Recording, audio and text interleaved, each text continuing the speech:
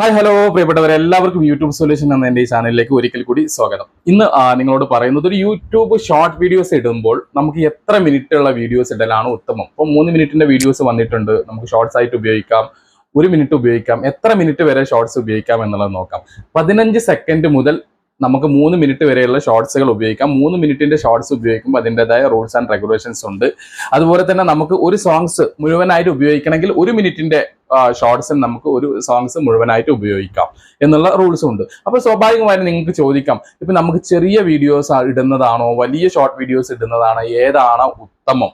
ഇതാണ് ഇന്നത്തെ നമ്മുടെ വിഷയം എന്ന് പറയുന്നത്. അപ്പോൾ നിങ്ങളിൽ പലരും ഈ കുക്കിംഗ് വീഡിയോസ് ഇടുന്നവരുണ്ടാവും, പലതരം വീഡിയോസുകളൊക്കെ ഇടുന്നവരുണ്ടാവും. അപ്പൊ ഷോർട്ട് വീഡിയോസ് നിങ്ങൾ ഇടുമ്പോൾ 1 മിനിറ്റിന്റെ വീഡിയോസ് നിങ്ങൾ ഷോർട്ട് വീഡിയോസ് കറക്റ്റ് ആയിട്ട് അങ്ങോട്ട് ഇടും.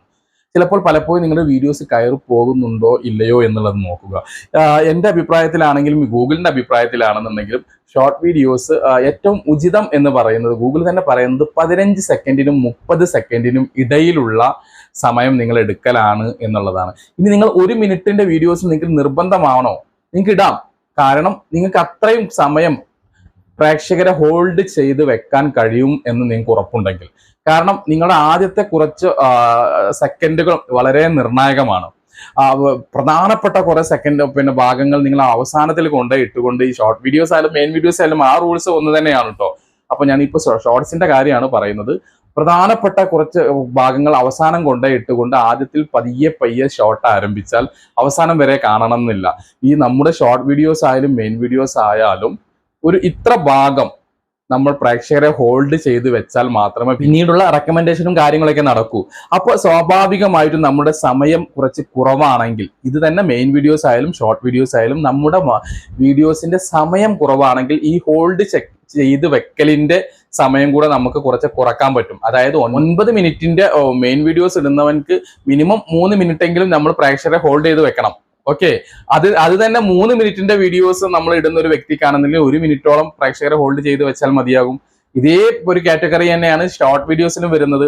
നിങ്ങൾ 1 മിനിറ്റിന്റെ വീഡിയോസ് ആണോ ഇടുന്നത് എങ്കിൽ നിങ്ങൾക്ക് മിനിമം 30 സെക്കൻഡോളം നിങ്ങൾക്ക് പ്രേക്ഷകരെ ഹോൾഡ് ചെയ്ത് വെക്കേണ്ടി വരും.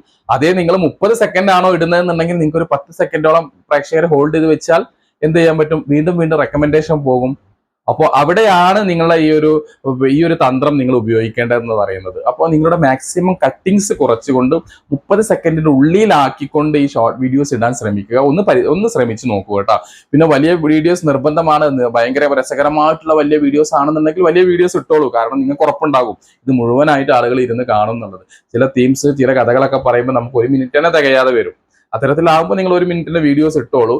പക്ഷേ ഇങ്ങനെ സമയം കുറച്ചിടുമ്പോൾ വൈറൽ ആവാൻ സാധ്യതയുണ്ട് എന്നാണ് ഗൂഗിൾ തന്നെ പറയുന്നത്. കാരണം ഞാൻ അതിന്റെ പ്രധാന കാരണമാണ് ഞാൻ ഈ ഹോൾഡ് ചെയ്ത് വെക്കലിന്റെ കാരണം എന്ന് പറഞ്ഞത്. മാത്രമല്ല ഈ 30 സെക്കൻഡ് ജനങ്ങളെ ബോറടിപ്പിക്കുന്നില്ല എന്നുള്ളതാണ് ഏറ്റവും വലിയൊരു വീഡിയോസ്. ഈ 30 സെക്കൻഡിൽ പറയേണ്ട കാര്യം നമ്മൾ 60 സെക്കൻഡിൽ പറയുമ്പോൾ അത്രയും വലിച്ചു നീട്ടുന്ന പോലത്തെ ആവും. അപ്പൊ കട്ടിങ്സുകൾ വളരെയധികം കുറച്ചുകൊണ്ട് നിങ്ങൾ ഇനി മുതൽ ഈ ഒരു പാറ്റേണുകൾ ഒന്ന് ട്രൈ ചെയ്ത് നോക്കുക. സമയം 15 സെക്കൻഡിന്റെയും 30 സെക്കൻഡിന്റെയും ഇടയിലാക്കി ഒന്ന് കുറച്ച് നോക്കുക. തീർച്ചയായിട്ടും അതിന്റെ ഒരു സക്സസ് ആയിട്ടുള്ള ഒരു സംഭവം നിങ്ങൾക്ക് അവിടെ കാണാൻ പറ്റും തീർച്ചയായിട്ടും. അപ്പൊ അതെല്ലാവരും ഒന്ന് പരീക്ഷിച്ച് നോക്കുക. അതേപോലെ തന്നെ കഴിഞ്ഞ വീഡിയോസ് ഞാൻ വളരെ വ്യക്തമായിട്ട് പറഞ്ഞു സോങ്സ് എവിടെയാണ് നിന്നാണ് എടുക്കേണ്ടത് എന്നുള്ളത്. നിങ്ങൾ ലൈബ്രറിയിൽ നിന്ന് തന്നെ എടുക്കുക സോങ്സുകൾ. ഓക്കെ, യൂട്യൂബ് ലൈബ്രറിയിൽ പോയി എടുക്കുക. പുറത്തുനിന്ന് സോങ്സ് എടുക്കാതിരിക്കുക. അത് തീർച്ചയായിട്ടും നിങ്ങളെ എന്താ പറയാ, നിങ്ങളുടെ ഷോർട്സിനെ ബാധിച്ചേക്കാം. ഇനി മറ്റൊരു കാര്യം, ഷോർട്സ് ഇടുന്ന ആ ഒരു രീതി കറക്റ്റായിട്ട് നിങ്ങൾ ഷോർട്ട് വീഡിയോസ് ഇടുമ്പോൾ കറക്റ്റായിട്ട് പ്രോപ്പറായിട്ട് എല്ലാ കാര്യങ്ങളും കൊടുക്കുക. പലരും നിങ്ങളോട് പറഞ്ഞിട്ടുണ്ട് അത് കൊടുക്കേണ്ട ഇത് കൊടുക്കേണ്ട എന്നൊന്നുമല്ല. ആ റൂൾസുകളൊന്നും ആ ഓപ്ഷനുകളൊന്നും തന്നിട്ടുള്ളത് നമുക്ക് കൊടുക്കാതിരിക്കാൻ വേണ്ടിയിട്ടല്ല. ഹാഷ്ടാഗ് കൊടുക്കണം, ടാഗ് ലൈൻ കൊടുക്കണം, എല്ലാവിധ കാര്യങ്ങളും അവിടെയുള്ള എല്ലാ കാര്യങ്ങളും ഫില്ല് ചെയ്ത് തന്നെ നിങ്ങൾ ഷോർട്ട് വീഡിയോസ് ഇടുക. എങ്കിൽ മാത്രമേ ഈ ഷോർട്ട് വീഡിയോസ് പിന്നീടും റെക്കമെൻഡേഷനിൽ ആളുകൾ കണ്ടുകൊണ്ടേയിരിക്കൂ. അല്ലെങ്കിൽ ഒരൊറ്റ പുഷപ്പാണ് ആ ഒരു 1K കണ്ടോ അല്ലെങ്കിൽ 2K കണ്ടോ അവിടെ തീരും. അപ്പൊ പ്രിയപ്പെട്ടവർ, ഈ ഒരു കാര്യം പ്രത്യേകം ശ്രദ്ധിക്കുക. അതേപോലെ തന്നെ എങ്ങനെ ഷോർട്ട് വീഡിയോസ് നല്ലൊരു തമ്പനയിൽ ചേർക്കാൻ ശ്രമിക്കുക. ഈ ഷോർട്ട് വീഡിയോസിൽ തമ്പനയിൽ എങ്ങനെ ചേർക്കാം എന്നുള്ളതിന്റെ വീഡിയോസ് നമ്മൾ ഇട്ടിട്ടുണ്ട്. കാണാത്തവർ അതൊന്ന് പോയി കാണുക, അറിയാത്തവർ അതൊന്ന് പോയി കാണുക. ആ വീഡിയോയുടെ ഏറ്റവും പ്രധാനപ്പെട്ട ഭാഗം എങ്ങനെ തിരഞ്ഞെടുക്കാം എന്നുള്ളതൊക്കെ ഇതിനെക്കുറിച്ചൊക്കെ ഞാൻ വീഡിയോസ് ഇട്ടിട്ടുണ്ട്. വേണമെങ്കിൽ ഇനിയൊരു വീഡിയോസും കൂടെ ഇടാം.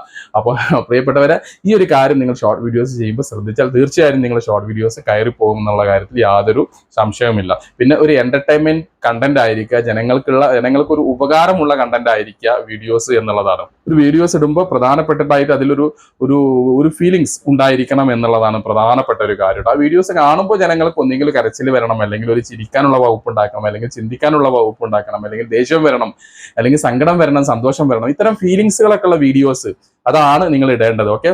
അപ്പോൾ അതുപോലെ തന്നെ മറ്റൊരു കാര്യം പറയാനുള്ളത്, പ്രിയപ്പെട്ടവരെ, നമ്മളൊരു വാട്സപ്പ് ഗ്രൂപ്പ് അടുത്ത 20-ാം തീയതി മുതൽ സ്റ്റാർട്ട് ചെയ്യുകയാണ്. 2 ഗ്രൂപ്പുകളാണ് സ്റ്റാർട്ട് ചെയ്യുന്നത്. ഒന്ന് editing class, KineMaster, Canva, InShot തുടങ്ങിയ ആപ്പുകൾ നിങ്ങളെ പഠിപ്പിക്കുന്ന ഒരു കോഴ്സാണ്. താല്പര്യമുള്ളവർക്ക് ബന്ധപ്പെടാം. ഇനി മറ്റൊരു ഗ്രൂപ്പ് എന്ന് പറയുന്നത് യൂട്യൂബിന്റെ A to Z കാര്യങ്ങൾ നിങ്ങളെ പഠിപ്പിക്കുക എന്നുള്ളതാണ്. ഇങ്ങനെ വീഡിയോസ് ശരിയായ രീതിയിൽ അപ്ലോഡ് ചെയ്യാം, ഷോർട്ട് വീഡിയോസ് എങ്ങനെ ശരിയായ രീതിയിൽ അപ്ലോഡ് ചെയ്യാം, എങ്ങനെ തമ്പനയിൽ ഉണ്ടാക്കാം, എങ്ങനെ തമ്പനയിൽ അപ്ലോഡ് ചെയ്യാം, എങ്ങനെയൊക്കെയാണ് വീഡിയോസ് ഇടുമ്പോൾ നമ്മൾ ശ്രദ്ധിക്കേണ്ടത്, യൂട്യൂബിന്റെ റൂൾസുകൾ എന്താണ്, ഇത്തരത്തിൽ യൂട്യൂബിന്റെ rules and regulations A to Z നിങ്ങളെ പഠിപ്പിക്കുന്ന ഒരു ഗ്രൂപ്പ് മാത്രമാണ്. ഒരു കാര്യം കൂടി ഓർമ്മിപ്പിക്കട്ടെ, ഒരിക്കലും നിങ്ങളുടെ വാട്സപ്പ് ഈ ഒരു ഗ്രൂപ്പ് എന്ന് പറയുന്നത് നിങ്ങൾക്ക് പരസ്പരം സബ് ചെയ്യാനുള്ളതോ അല്ലെങ്കിൽ വാച്ചിങ് അവർ കൂട്ടാനോ ഉള്ള ഒരു ഗ്രൂപ്പായിട്ട് നിങ്ങൾ ആരും കാണരുത്. ഈ ഒരു വാട്സപ്പ് ഗ്രൂപ്പ് എന്ന് പറയുന്നത് നിങ്ങൾക്ക് യൂട്യൂബിൽ പരസ്പരം സബ് ചെയ്യാനോ അല്ലെങ്കിൽ വാച്ചിങ് അവർ കൂട്ടാനോ ഉള്ള ഒരു ഗ്രൂപ്പായി ആരും കാണണ്ട.